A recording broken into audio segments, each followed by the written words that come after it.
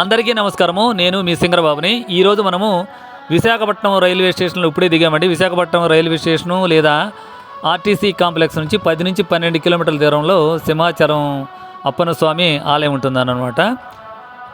ఈరోజు గురు పౌర్ణమి సందర్భంగా శ్రీ ఆది వరాహలక్ష్మీ నరసింహస్వామి యొక్క గిరి ప్రదక్షిణ జరుగుతుందండి. ఇక్కడ ప్రతి సంవత్సరము 2 ఈవెంట్స్ అంగరంగ వైభవంగా నిర్వహించడం జరుగుతూ ఉంటుంది. అందులో మొట్టమొదటిది అక్షయ తృతీయ రోజు జరిగేటువంటి చందనోత్సవం. ఈ చందనోత్సవంలో భాగంగా స్వామివారి పైన ఉన్నటువంటి చందనాన్ని మొత్తాన్ని పూర్తి స్థాయిలో తొలగించడం జరుగుతుంది అన్నమాట. మిగిలిన టైంలో మనకి శివలింగం లాగా కనిపిస్తూ ఉంటారు, పైన నామాలు అయితే పెట్టి ఉంటాయి. కాకపోతే ఏ రోజైతే చందనమని స్వామివారి పై నుండి తొలగిస్తారో ఆ రోజు స్వామివారి యొక్క తలభాగము మనకి వరాహ రూపంలో, తల నుండి నడుము వరకు మానవ రూపంలో, నడుము నుండి కింద కాళ్ళ వరకు మనకి సింహం యొక్క రూపంలో మనకి దర్శనం ఇవ్వడం జరుగుతుంది. చాలా పవర్ఫుల్ అనమాట ఈరోజు. ఇంకా రెండవది మనకి గిరి ప్రదక్షిణ అండి. ఈ గిరి ప్రదక్షిణ గురు పౌర్ణమి రోజు మాత్రమే జరుగుతుంది అనమాట. కాకపోతే ఈ సంవత్సరము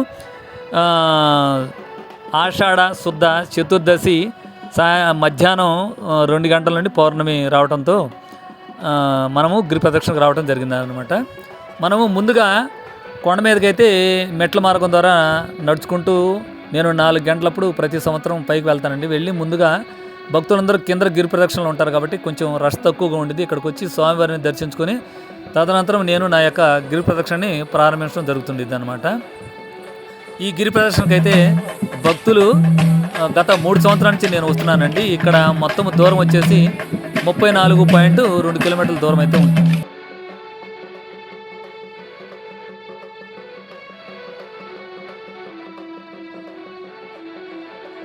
మేము ఇప్పుడు తొలి పావంచ దగ్గరికి వచ్చామండి. నేను నా మిత్రుడితో చేస్తున్నటువంటి 2వ గిరి ప్రదక్షిణ. ఇంతకుముందు కూడా నేను ఒకసారి చేశాను. మొత్తం 3 సార్లు గిరి ప్రదక్షిణ చేయడం జరిగింది. ఇక్కడ భారీ స్థాయిలో భక్తులు అయితే వస్తారండి. నాకు తెలిసినంత వరకు 10 లక్షల వరకు అయితే వస్తారు. అంత భారీ స్థాయిలో ఉంటారు. ఎక్కడ కూడా నడవడానికి అయితే వాళ్ళు కదా. ఒకసారి మనం నడక ప్రారంభించిన తర్వాత మనకి మార్గ మధ్యంలో భోజనాలు కావచ్చు, కాఫీలు, టీలు, ఆ తర్వాత మన కాళ్ళు నొప్పి పెడితే కాళ్ళకి స్ప్రేలు కానీ, ఆ తర్వాత బాదం పాలు కావచ్చు, వివిధ రకాల ఆహార పదార్థాలు కావచ్చు, అన్నీ మార్గ మధ్యంలో భక్తులకి దాతలు పంచుతూ ఉంటారనేటువంటి విషయాన్ని మనం ఈ సందర్భంగా గమనించాలి. మనకి ఈసారి భారీ స్థాయిలో యువత, ముఖ్యంగా యూత్, ఆడపిల్లలు కావచ్చు, మగపిల్లలు కావచ్చు, భారీ స్థాయిలో రావడం జరిగిందండి.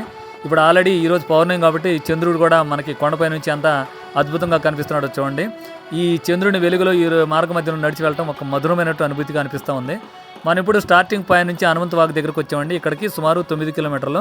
హనుమంతవాగు దాటుకొని మనం కొంచెం ముందు కనుక వెళ్తే కైలాసగిరి పర్వతం, దానికి ఆపోజిట్లో ఉన్నటువంటి బీచ్ దగ్గరికి రావడం జరిగిందండి. ఈ బీచ్ నుంచి కొంచెం ముందు కనుక వెళ్తే చేతి వైపున అన్నప్రసాద వితరణ జరుగుతుంది. మేము భోజనం చేసుకొని ముందుకు బయలుదేరామండి. మనం ఈ లక్ష్యాన్ని పూర్తిగా చేరాలి అంటే మనం కాళ్ళ అడుగు భాగాన ముందు భాగము, వెనక భాగం వైపు బ్యాండేజీలు చుట్టుకొని దాని మీద కనుక సాక్స్లు వేసుకుంటే ఈ గమ్యాన్ని సులభంగా చేరుకోవచ్చు.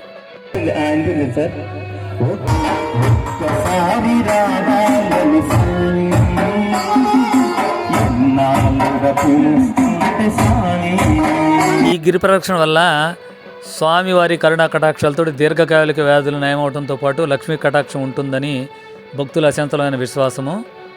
అద్భుతంగా ఉందండి. Thank you one and all.